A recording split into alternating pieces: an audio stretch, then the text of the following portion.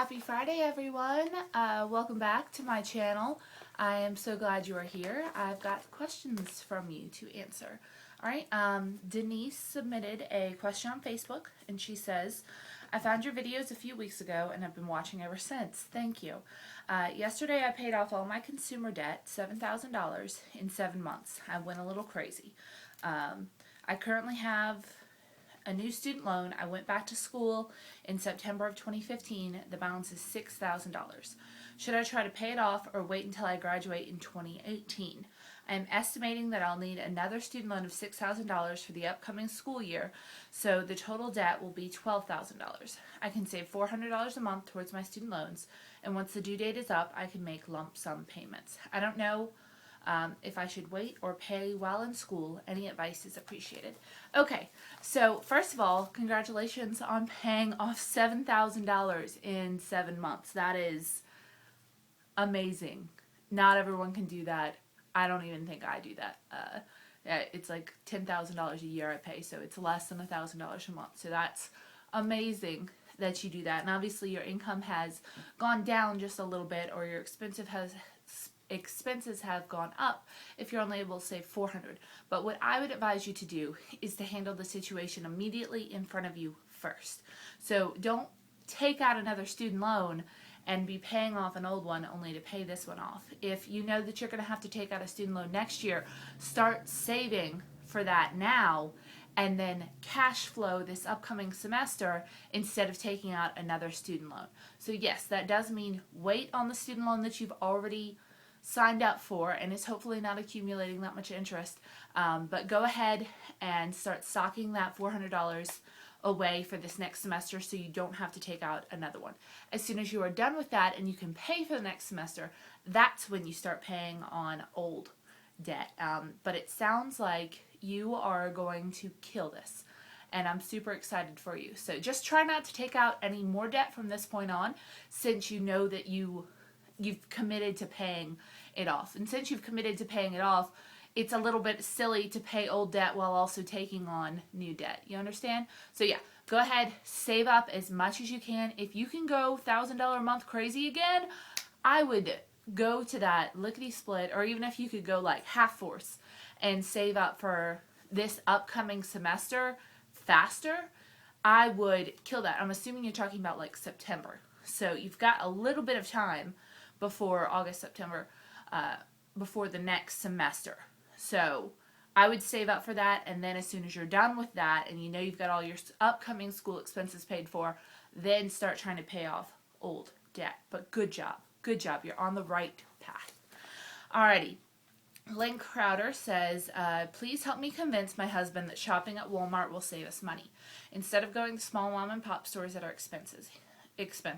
He only wants to help the little people shops and doesn't care how much it costs. Here's the thing, Lynn. I do not have a husband.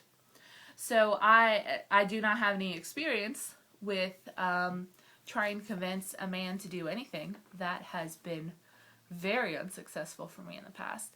And so I try not to give advice on an area that I know nothing about. However, I have been trying to go kind of low waste, zero waste, a little bit more plastic free lately. And the decision that I had to make when I started this journey, because you start reading about all the waste that Americans and people all over the world produce, and how there are other options, and how you can live a healthier, more sustainable life when you just make these swaps, make these choices, you know. Reusable cloth grocery bags instead of, you know, bringing home a ton of plastic that you're just going to throw away every single week. Little things like that. I decided, yeah, let's go ahead. Let's try to be a little bit more sustainable. But I knew that I was going to come up to the sustainability versus frugality at least a couple of times. And it's come up a lot. Is it, you know, do I spend $3 more on the product that is packaged sustainably rather than the product that is cheaper and will help me reach my financial goals?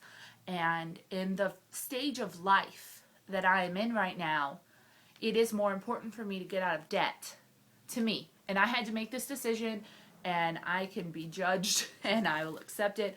But in this stage of life that I'm in right now, it is more important for me to focus on frugality and getting out of debt than it is to becoming completely sustainable, zero waste, all of that.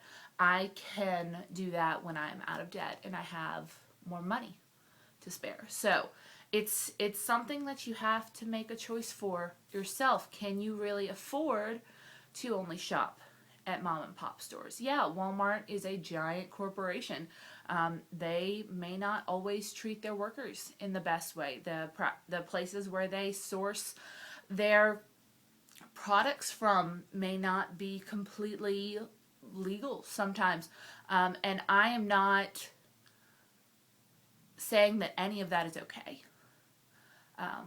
But it's one of those put on your own breathing mask before you help somebody else type things. And I realize that's an extreme example, but you do have to deal with number one in your life and living your best life and surviving and managing and doing what's best for you first before you take on Walmart or you take on the world. And you're going to be in a better position to do that if you're in a better financial position. So I don't know what to tell your husband. All I can say is what choices I've had to make, and they were choices that I really had to think on. But yeah, I don't spend the extra $3 on sustainable packaging. Here's one: bamboo toothbrushes. I can get toothbrushes 3 for $1 at the Dollar Tree, or I can spend $9 on a bamboo toothbrush that's compostable. And I think it's fantastic that those are something that the universe has, and I think that it's wonderful that more people are moving on to that, so they're not throwing, little sticks of plastic, 3 to 4 a year. I think I use my toothbrushes longer than that, 2 to 3 a year, to landfill. And, over the course of your lifetime, that's hundreds of toothbrushes, possibly, for a family. And, but it's $8 for one of those compostable toothbrushes, where I can get either 3 in a pack for $1 at the Dollar Tree, or my dentist will give me a couple of toothbrushes when I go there. So it's a frugality standpoint, and that's the priority that I have to have right now. It's just the decision I've made, and I'm committing to it, and I'm sticking with it. There are some things that I don't choose frugality over. My current diet right now, which is a lot of proteins and meats and cheeses, and I'm not eating a lot of grains anymore, and I'm not eating a lot of processed food. I've decided that healthy choice is more important than frugality, because obviously I could eat rice and beans and cut my grocery bill in half. So it's just a matter of where you and your family decide it's important to spend money. And I wish I could help you more, but I've learned to not try to change other people's minds for them, or try to convince them to do something they're adamantly against. It has to be their idea, especially with things like finance. But in a husband and wife partnership, there has to be some compromise there. Once again, not speaking from experience at all. No man over here. Have yet to be able to convince one to stay in my hemisphere. So, alrighty. Next question. Lindsay's Life says, girl, what do you do if you're on a budget and your other isn't? I work so hard to be on a budget and avoid debt, and he doesn't. Once again, I paired these questions because I cannot speak from experience here at all at convincing a man or a significant other to do anything. However, there are some wonderful people on YouTube that do have that experience. His and Her Money, for instance, I know they have a video about getting your partner on board, and I will link their channel below. Their entire channel is about money, marriage, and everything in between. So they would be a much better resource for asking about couples, because I am not a couple, unless you consider Rory, and the government doesn't recognize that as a partnership, so which it's not, obviously. She's my dog. Okay, but good luck, Lindsay and Lynn. Alright, Kelly Smith says, hey, budget girl, I'm at the point where I'm ready to cancel my Netflix because all I do is watch financial YouTube videos when I'm at home. I hear you on that. I'm really considering starting my own YouTube channel, but my boyfriend has lots of reservations about it. He said he would support me, but he would want it to be a thing, and he wants me to go in with open eyes so I'm not disappointed if it doesn't succeed like I think it would. I am wanting to do it more for the community support and fun of it than for financial gain until I start making money from it. My question for you is, are there any hidden fees or financial investments that I really would need to make it other than a good camera? Thank you so much. Okay. Good outlook approaching this. Reminder that most YouTubers do not make it big. I have in no way made it big. I have been extremely lucky to be able to make this into a thing where it's actually helping support my goals of becoming debt-free, and I make a little bit of money off of it each month. I did not make a cent for the first year I did this, and I am coming up on 2 years on YouTube next month, and I've only made any money at all, this previous year. So that is a good thing to have. You have to be passionate about this. On the good camera thing, you don't need one. Unless you are doing videos on like lighting and camera equipment, like nerdy, techie stuff, you do not need it. A lot of YouTubers use their iPhones and their phones to film videos. I am filming my video right this second on my iPhone, turned this way on a very cheap little tripod sitting on my living room trunk. And most of my videos are actually filmed on my iPhone, even though I have a DSLR camera, just because this has the screen where I can see myself talking, so I know I'm not out of frame. I know my hair's not doing something funky, and it's easier. And this is actually HD, even though it's only an iPhone 4, and my DSLR is not. So, and my DSLR also has a 20-minute cap on videos. So you do not need to go invest in a good camera right now. I know a lot of YouTubers that used a little flip camera, you know, a little $20 flip for years. Dead is Dumb used a $20 flip for years, and their content was fine. So, like I said, unless you're doing something technical, if you just want to do a vlog style like this, where you're talking to people or you're showing them your lives or your families, your phone is probably going to be fine. So I would not go out and invest a lot of money in this. I didn't even have a tripod at first. And in fact, I didn't even have an iPhone at first. I used the webcam on my computer, and I stacked my computer like on books. And then for a while, I stacked my phone on books, and then eventually I spent $9 on a little tripod. And so definitely do this on as big of a budget as you can, and by that I mean as small of a budget as you can. It really, YouTube is wonderful in that it doesn't charge you anything to start a vlog. It's completely free, and you can do it on as little money as you want. If you have a phone that takes video, you're probably good to go. And then as you evolve in your YouTube style, and if you decide to commit to this, then eventually, yes, you can start moving up a little bit. I would not do that until you actually started making a little bit of money, though, which may sound a little bit harsh, but it has been only very recently that I've actually started spending any money on my channel, like for my P.O. box, for stamps to send people letters. I got a second tripod, and that's pretty much it. I haven't bought any lights or anything else because I'm on a budget, and part of my viewership is that I'm on a budget, and if I were spending hundreds and thousands of dollars on camera equipment, I think that would go a little bit against my brand. So, all that said, go ahead and start a YouTube channel. I think that's awesome, but don't funnel a ton of money into it yet. Wait and see if you can commit to it. I was very aloof for my first year. I committed to 1 video a week, and that was it. And now I do 3 videos a week, and sometimes more, often more. And it's a wonderful thing, but it has.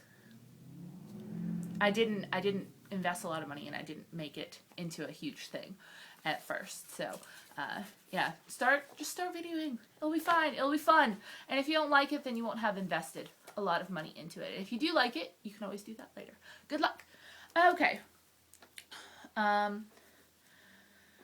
Sea Dog Vlog 55 says, "Hey budget girl, I wonder what you think of this idea. If I paid off $20,000 of debt on my house, I would have saved enough on interest payments to pay for the expenses of having a dog. I think that this is achievable, but what do you think of expanding your living budget as you pay off more and more debt? I know you said you like to buy yourself something as an acknowledgement that you've reached something every 10K or so, but then I thought, why not have the reward as that extra interest that you don't have to pay in the future? Right now, the budget is so tight that expanding the living expenses portion as I pay off more and more would be a real incentive. I know that Dave Ramsey would say just to add the interest money, you don't have to pay back any more to the debt.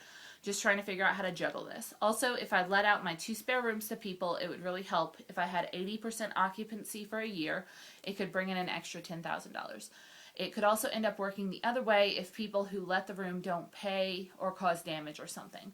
I also thought I was going to sell my car to save on that expense, but after taking the bus, I thought, no, I have to keep this car here because I'll definitely need it from time to time, even if it isn't driven much. Hope you're all good, and good luck with paying off that debt." Okay.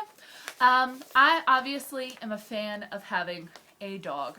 Rory is snoring on my bed right now, messing up my sheets. And she is the little fuzzy light of my life. And if you budget for a dog and you know that you can afford a dog within your living expenses, I think that's fine. And it could be a good incentive. I mean, paying off $20,000 of debt is a huge amount. And if you can do that, you can probably afford a dog. I do not know your specific budget, but yeah, just make sure that that money is there to probably get the dog from the pound, $60 pay. But then there's vet visits every year, and the food, and the training, and the inevitable things that he or she will destroy while they are a puppy before they are trained. And it's just make sure you're in a good situation to do that. If you own your own home, then yeah, you're not going to, if the dog, chews through the sheetrock or something, no one has to deal with that but you're not going to risk the ire of your landlord or anything. But yeah, as long as you have that money there, I think that would be a wonderful motivator. However, with the letting out of your place, having a dog on premises might make that just a little bit harder. Keep that into consideration, because if you're letting out rooms in your house, then your tenants, some of them might not like dogs, or if your dog gets into their stuff, you might have to pay for that. Just be very wary of that. I would also advise you to kind of set a plan, think about it really hard, and then move forward with it. Because I know you've commented before, just a couple weeks ago, about deciding to sell your car to save more money, and then decide not to sell your car. And I'm not judging you for that at all. But one of the keys to my success have been to basically set a plan every year and only change it if something catastrophic happens. That way I can just focus on completing the plan, and I'm not kind of like, well, maybe if I did this, well, maybe if I did this. It's set, I've thought about it, I've prayed about it, this is what I'm doing, and then going with it. So good luck to you in all of those endeavors, and if you do get a new dog, love them and kiss them and hold them and tell them they're the best dog ever every single day. All right. And if you do that, you will end up with a spoiled mess of fur like mine, but she's the best. All right. Crystal the Wolf 1000 says, I have a question for you. I have a student loan that will be forgiven in 5 years, possibly sooner if our provincial government decides to forgive existing loans, which is a good possibility right now. Should I pay it off or wait a bit to pay it off? The interest is 1% plus prime, which is something like 0.1%, I believe. The current plan is to let the student loan do its thing. And should I focus on my smaller debts, even though none incur interest, or focus on my last credit card debt and then go for these smaller ones? First of all, I really want to know where you live if your government is considering forgiving student loans and you pay 1.1% interest. Second of all, I always recommend the Dave plan, because that is what I am doing. It is a plan that millions have used to get out of debt, and that is what it does is it takes your debts and you list them smallest to largest, and then you attack them smallest and go up. So if you take your smallest debts, even though they're not incurring that much interest, go ahead, kill those. kill them, then snowball that money, apply all the money you were putting to those to the next biggest debt, and the next biggest debt, and the next biggest debt. It sounds like you have several, is the reason I'm saying this. So you have smaller debts, and then you have credit card, and then you have your student loans. So I would not worry about the student loans right now, because Snowball says, keep paying your minimums, whatever that is. Obviously, pay your minimums on everything, and then start with your smallest debt, snowball up. And if, within 5 years, you have all that paid off, I'm actually going to assume that it's going to take you less than 5 years to pay all of that off, then you can decide whether or not to get rid of the student loans. It really depends on how much they are, and I really wish I knew a little bit more about your situation on that. I would say to try to get that debt out of your life. Also depends a little bit on how old you are. So in 5 years, though, they'll be forgiven in 5 years. It depends on how much time it's going to take for you to pay everything else off, what other things are in your life that are going on. But as of right now, I would say list your debts, smallest to largest, start attacking the smallest debt, and then maybe reassess the situation when you get up to your student loans and you're debt free. It's Sept for that. So good luck, and if you want to email me some more information, please feel free, because you are obviously not in America. Okay, because they're not forgiving anything. They're just not. Okay.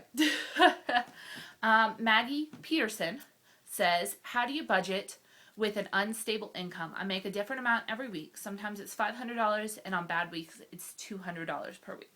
Okay, you need to do something called an irregular income budget. And the crux of that is that you figure out what the absolute minimum is that you could make. So if it's $200 a week, that's 2,468. That's $800. $800 a week, or $800 a month. And then you need to make a list of your bills, top to bottom. And your most important bills are your four walls. So your rent, your car insurance, your food, basically any housing related expenses. And the first things you're going to pay are all of those, and keep going down the line until you are out of money on that irregular, on that $800. After that, anything that you make on top of that $800 is going to go on the next thing on the line. So any debts you have, any entertainment expenses, anything like that, and you keep moving that down. You also may need to get a little bit more income up if you might only make $800 a month. If there's any way you could, maybe you're a waitress or something, any way you could pick up a second job. I can't imagine that it's easy to live on $800 to $2,000. Now, I've lived on $1,500 a month before, but I always knew I was getting at least $1,500. So I will link Dave Ramsey's irregular income budget below, and you can see how that can help you manage your expenses, because what will happen is you'll pay off all of your four walls, and then anything that you make above that. So on a good week, if you make $800, you've got that extra $300 there. It says, oh, okay, great. Well, I can put, $250 towards debt this month, and $50 to this and this, and so on and so forth. So good luck with that. Maybe consider trying to figure out a way where you can get that, because that's a huge margin. $1,200 a month between a good week and a bad week. Try to think on that just a little bit. Okay, very last question. Happy Budgeter says, question, I overspent in my entertainment category this month. Should I borrow it from next month's budget and lessen my normal allotment? Yes, that is what I normally do. However, caveat. All right, if it's every single month that you are blowing one category and then having to borrow it from the next month's, you need to adjust your budget. Or adjust your spending. Because I used to do this, with my grocery budget actually, and what would happen is, say, I think I had a $170 grocery budget at the time, I would regularly hit $180, $190, $200, and then so I'd take that $30 or so out of the next month's budget, and then I'd have that much less to work with, so I only had $140 for the next month, which was unrealistic. So you either need to adjust your spending, adjust your budget, or adjust yourself. Okay. If this is a one-time thing, it is fine. It is absolutely fine to kind of punish yourself for the next month for going over. It makes sense. You get, oh, I went to the movies too many times this month. That means I don't get to go to the movies all next month. That is a good way of keeping yourself kind of in check. I am less likely to overspend if I know that means that will punish future me. However, once again, if you're doing this every single month, then you need to adjust the budget or your lifestyle.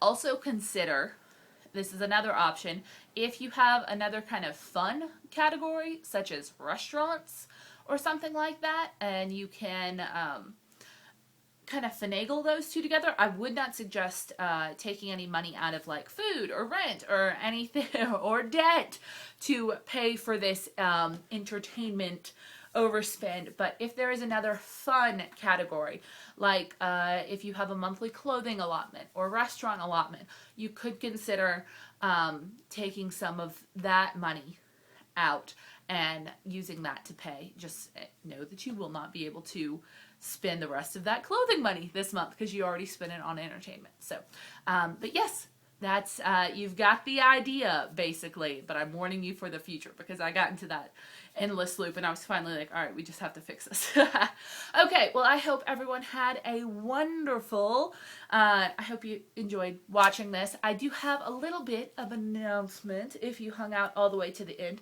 I have been considering moving Financial Fridays, and I think it would be kind of fun to have them on Mondays instead. A lot of financial YouTubers do kind of a Finance Friday or Financial Freedom Friday or Q&A Friday type thing, and it seems like those are always kind of the longer videos. So I was thinking if I moved my Finance Friday to Monday, where it doesn't seem like most people are doing those, the older YouTubers like Dead is Dumb and Live Like No One Else, they all used to do Money Mondays, but they're kind of not anymore, and I kind of miss my Monday Q&As. So hopefully, without offending any of them, as they're always welcome, of course, to come back. It's just we're really stacked heavy on Friday. So I will be moving Finance Fridays, possibly temporarily, possibly permanently, to Monday, which, yes, does mean that in 3 days, I'll have another financial Q&A answer session. So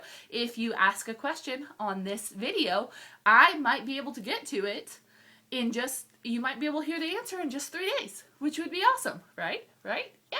So, and I normally post my food videos on Mondays just because I've already gone shopping, I've done the meal prep, I've done the calculations, but I was thinking also that if I moved those to the end of the week, then I could also show you what I've been eating for dinner and also what I've kind of thought of my meal prep. Sometimes I forget to tell people about it because it's easy to show you all the pretty containers and like, this is what I'm eating this week. And then sometimes the next week I forget to be like, yeah, that was awesome. Or no, I needed less squash. That was too much squash. So I'm considering that. Let me know what you think of that below. As of right now, I'm going to do a Money Monday, see how I feel about that, see how you guys feel about that. And for at least next week, I'm also going to try to do my food towards the end of the week and see what y'all think of that as well. I am open to keeping it in this format. It doesn't really bother me, but I'm thinking we can maybe do a little better. So, let me know what you think. Ask your questions below. I might get to them on Monday. And everyone have a wonderful weekend. Bye.